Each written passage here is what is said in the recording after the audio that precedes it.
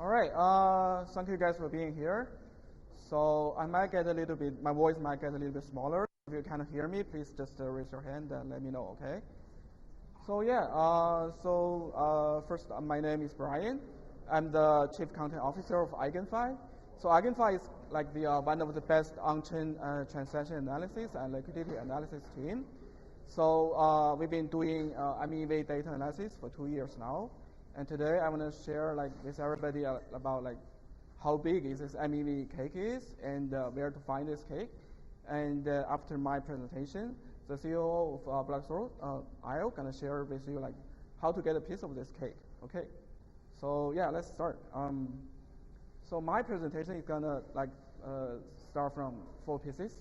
The first one is we have a recap of MEV in 2022. And the second part is we're gonna do a performance review on the Q1 this year of MEV's gains. And the third is we're gonna have some understanding about the risks of DeFi, because basically MEVs is all about opportunities, right? But with opportunities comes risks. And while we are discovering all kinds of opportunities, we also discover risks in DeFi. So we're gonna share with you our framework on how to analyze the risks of DeFi. And the last, we'll share with you about how to check out the future of MEVs. Okay, so let's do the first part, the recap of MEV in 2022.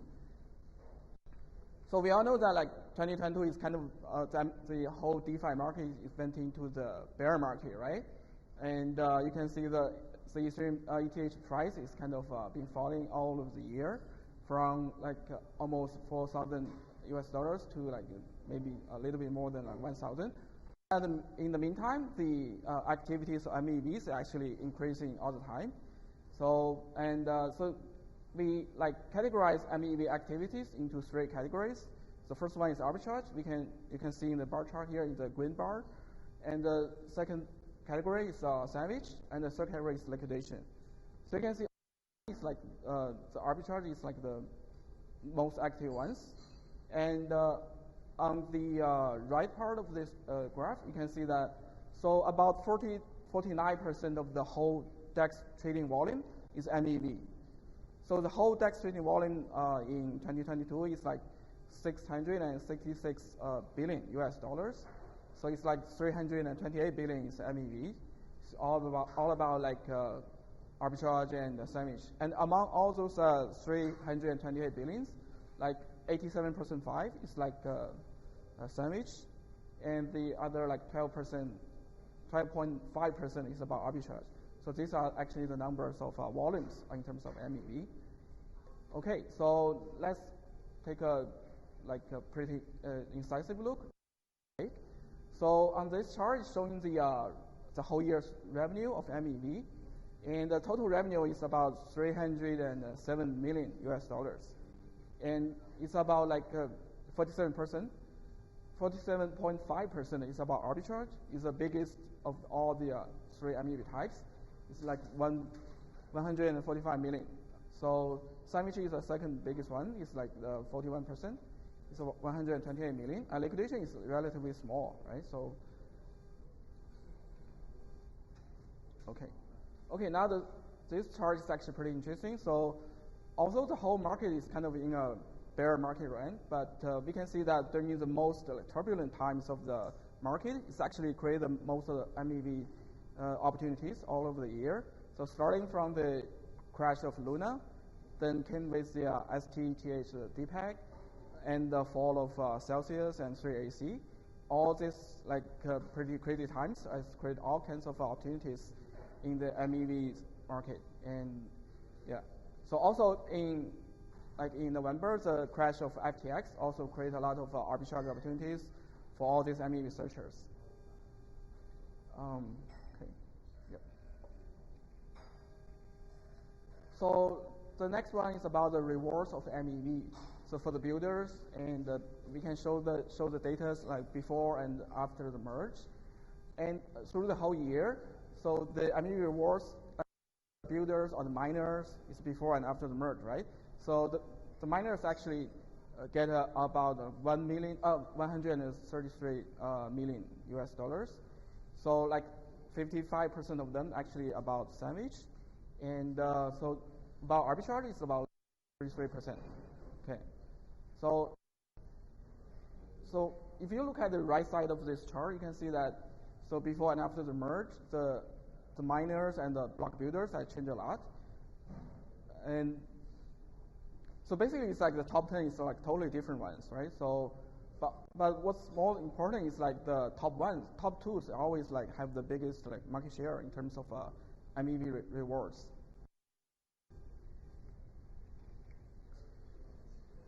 Okay, now let's look at the biggest piece of the cake. So this one shows the biggest arbitrage, also the biggest MEV in 2022. So the bolt is actually called the 0xBAD. So I'm not sure any of you have heard of this bad guy.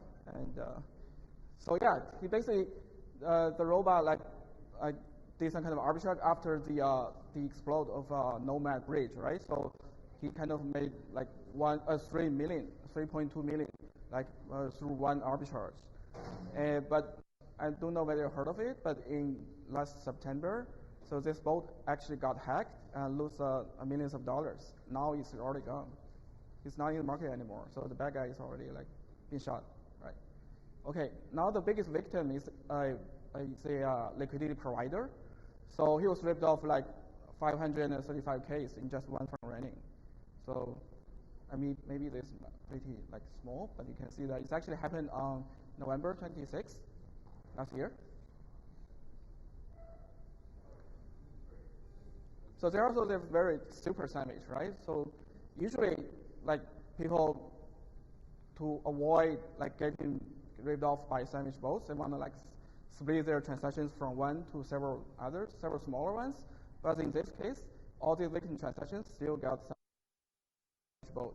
So there are like 56 transactions being the victim transaction, and they're all swapping like WTH for MEME on a Uniswap V2 liquidity pool, right? So it's not that easy to avoid being sandwiched unless you're using some kind of protection, right? So always use protections, whether you are doing some kind of trading for yourself or for some kind of trading agency you're working for. And this one actually shows the comparison of MEV's cost in terms of doing this on Ethereum or on BNB chain. So on BNB chain, the cost of doing MEV is pretty low. Usually it's around like 5%. The ratio is like cost to the revenue. So, but on Ethereum chain, so the whole cost to ratio revenue is usually around like 50%. So people doing MEVs on BNB chain because the cost is lower, or because of the gas fees is much lower. Also, there's less competition because it's not that very competitive in terms of liking a project like Flashbot, right? So yeah.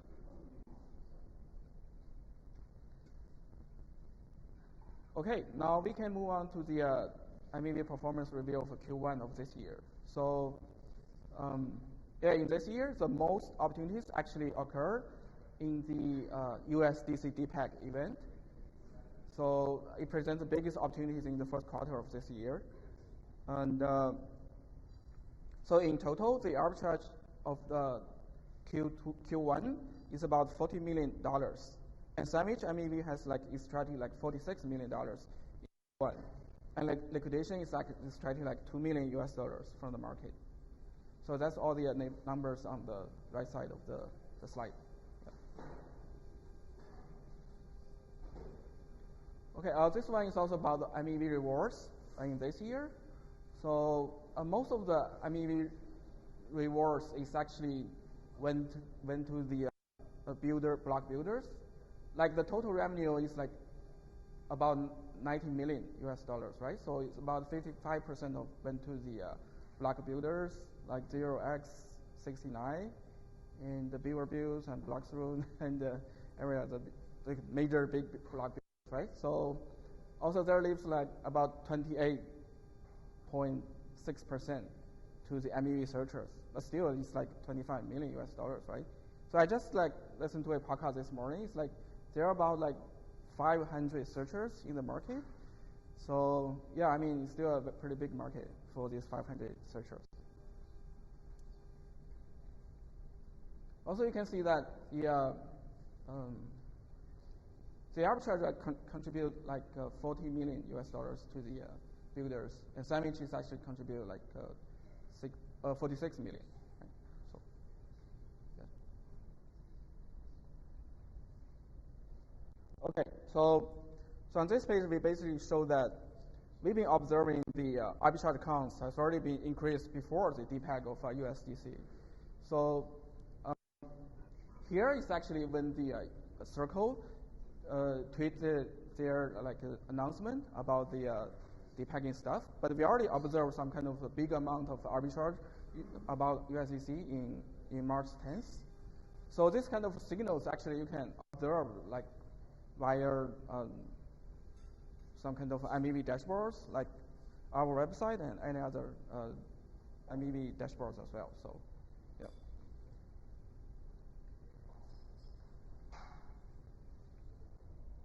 Okay, this one is actually the biggest victim of USDC depegging. Is somebody just lose over $2 million and while only one running. So due to some kind of bug of certain DEX. So yeah, but it still shows how big the market can be, right? How big the cake can be if you wanna hang out and try to find the best opportunities out there, right? Okay, so that actually shows the average number of large USDC transactions before the tweet by by Circle. So like the per block over the past 50 blocks already shows like 10 minutes before the announcement, large amount of USDC transfers has been occurred. So this kind of anomalies usually is a big sign that shows you there are risks out there in the market. So you better get yourself be prepared, whether you'll make money out of it or just escape the risks, right? So. All right, so like I said, so with opportunities comes risks. Sorry, with risks comes opportunities, right? So MEV is not limited to the 3 types I just talked about. And there are lots of other like GIT and also other kind of MEVs, which people usually don't know about. For example, some arbitrators just took advantage of Abracadabra's price caching mechanism and made about 600K out of it. And there are also like Mongo squeeze and CRV short squeeze, those kind of stuff you might already heard. So people make a lot of money out of it, and whether it's liquidation or arbitrage or those kind of things. And the next one is like the arbitrator who benefit from the anchor export, right? So he basically collateralize a lot of the token A, B, and B, C, even like swap all these collaterals out and get a lot of profit out of it.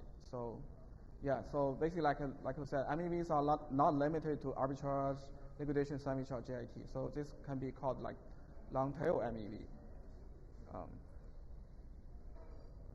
So by observing all these kind of risk events, we summarize this framework for the communities to analyze the risks in the DeFi system. So like we think that for a token, there is no way you can reach these three dimensions, right? 3 directions. So first one is like free tradability. One is the anchored price and independent issuance.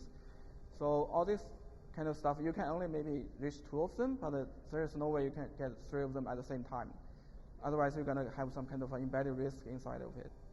So yeah, and we also categorize cross-chain protocols can be analyzed using this kind of framework to find out what the risks are, right? So yeah.